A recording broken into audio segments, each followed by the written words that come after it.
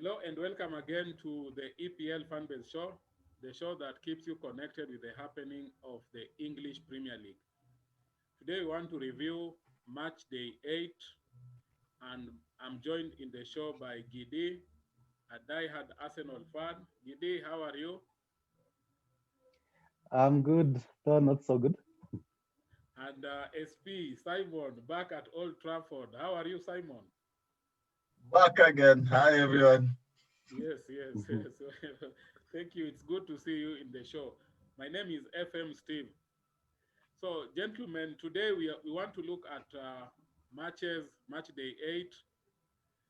It's hard to predict, particularly the two teams, Arsenal and Manchester United. And today we'll be focusing in their performance in the last matches. Manchester United getting the vital 3 points away from home when they won Everton 3 goals to 1. And Arsenal, with all expectation after beating United a week earlier, losing badly to Aston Villa. So, Gide, what do you think went wrong with Arsenal? Because it was the same squad, the same lineup, but they were outplayed by Aston Villa. Jack Grealish had a field day. So, what happened? What do you think went wrong? Oh, yeah, Steve. How are you, Steve? I think everything went wrong from the first whistle because we were not prepared. Even the equipment was not prepared. I can remember the VAR was not working. So those were the early signs that we are in for a long night. And yeah, even I remember we got the first warning, which I think if we are saying that that the Aston Villa guy was blocking the view to the goal for Leno, I think even if he saw it like a minute or so before it was struck, he would not have reached there. It would still have been a goal. So the warnings were there, the warning signs were there, and I have to say yes. I For me there, I won't talk about very much what went wrong for Arsenal. I think everything went like the opposite directions. Everything went right for Aston Villa, and of course everything wrong for Arsenal. But you could see the quality in midfield for Aston Villa. Even the first goal, you could see how Grealish was holding on to play in our final third until that moment when he passed the ball, and then it was a good cross to for an unfortunate on goal. So you could see from the beginning that Aston Villa were very much aggressive. They were very good on the ball. They played as a team, and yeah, they really executed whatever their coach and he really was able to look at our weaknesses. We were really not there. You could see the all the both sides of the wing where Bellerin really was not up for it.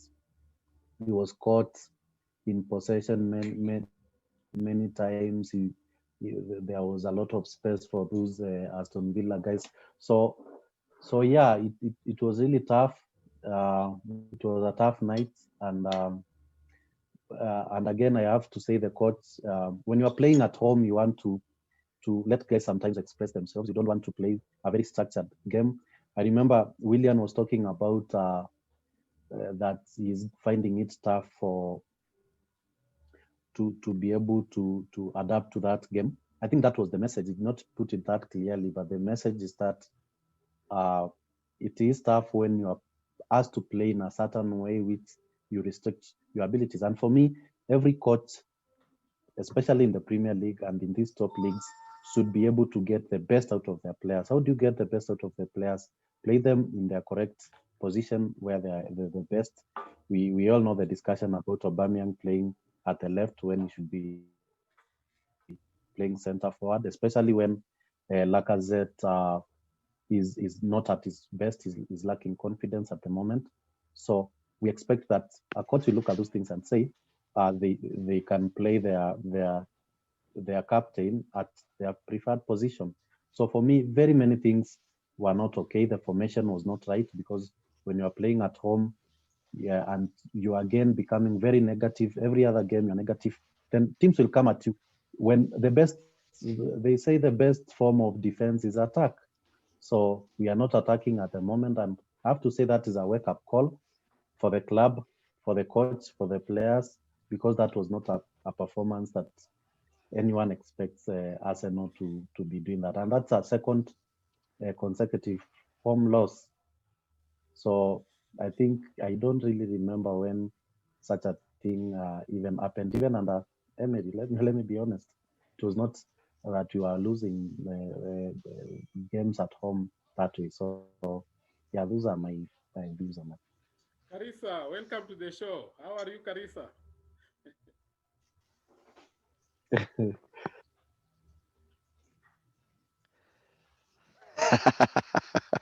What can I say? Well, can you hear me? Yes, yes. How are you doing? Okay, we are trying to dissect You can on hear match. me, right? Yes, yes, Carissa. We are trying to dissect on match day 8. Arsenal, your team, playing well a week before, and everybody was all praise on Arsenal. A week later, they were humiliated. But now the shocking thing is that if I look at the statistics, it's like they had the statistics: two shots on goal against six for Aston Villa, shots 13 and 15, ball possession. Arsenal were dominating 58.8 to 41.2, but they were not reflecting in the field. Three corners against eight. When we come to crosses, Arsenal had 23 crosses and Aston Villa had 9 crosses. So let me start with Carissa. Did you watch that game? Arsenal losing at home 3-0. Yes, I did. So Yes, I did. Actually, I did, and Arteta got it wrong. Tactics-wise, to focus more, I think, in my view, when it's a big game, and he forgets to maybe analyze, the so-called small teams.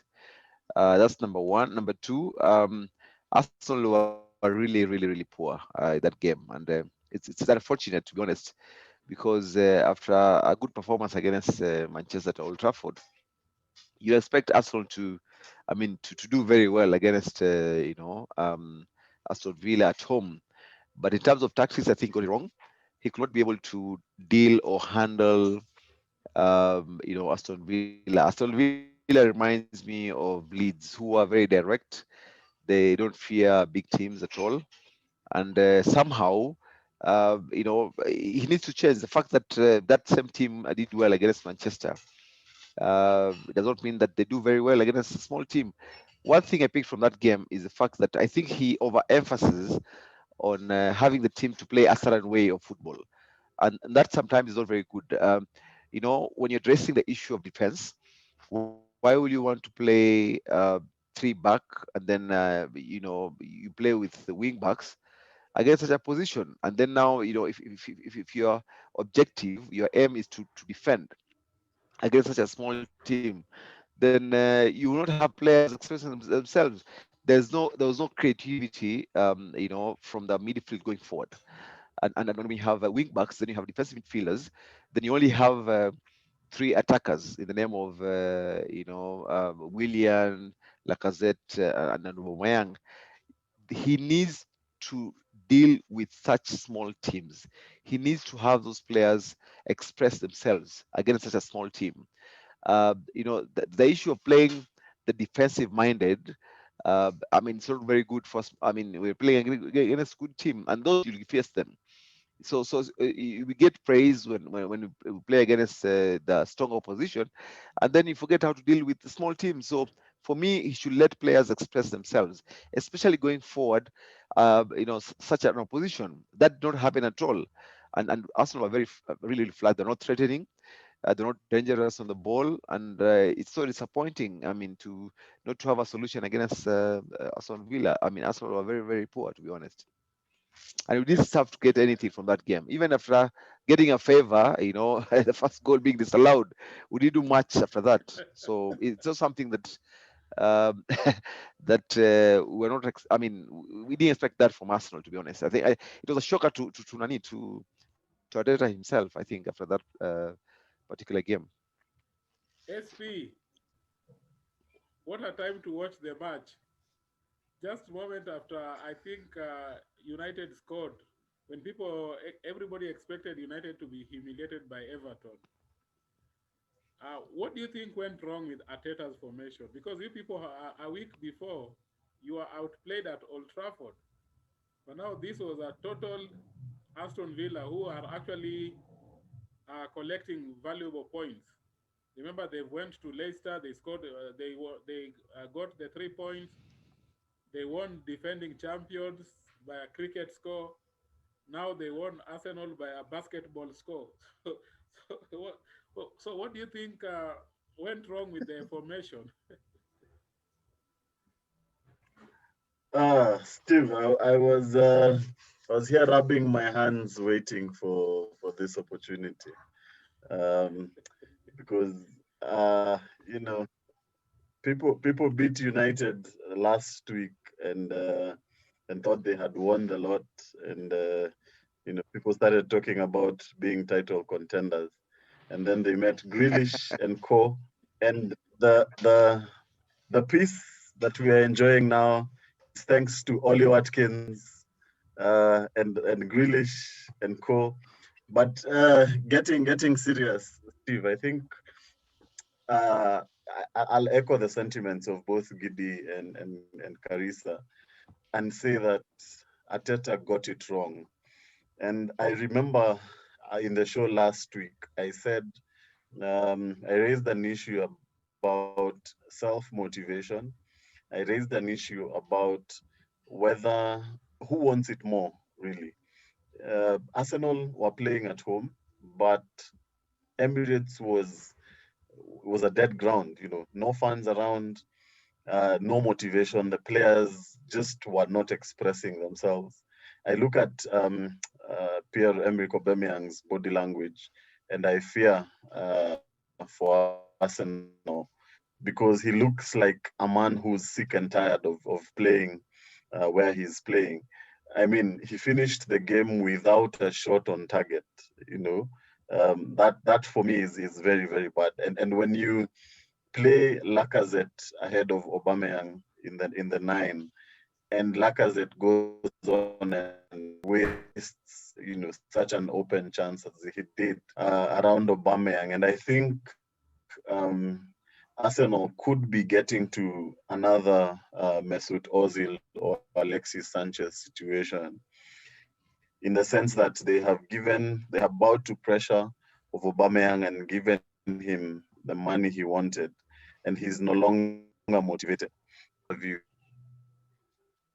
You don't do that if you're a coach. You need to call him coach.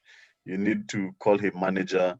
You don't go out there and pretend and show the world that you're on first name basis with your coach. That's for me is disrespect. And I think there are much more deep rooted problem with many clubs. I watched their game against Southampton the previous week, and they were passengers really. But this week against Arsenal, they showed up. You could see how motivated they were. The fact that they got a goal chopped off after 40 seconds did not affect them. If anything, it motivated them even more. And for me, if you watch that game, you could for a minute think Arsenal were Aston Villa and Aston Villa were Arsenal. When we started the season, I candidates for relegation, but the rate at which they're going, I think they are safe. I think they will comfortably finish mid-table, if not in the top 10. So good job to Aston Villa. Good job keeping people quiet this week.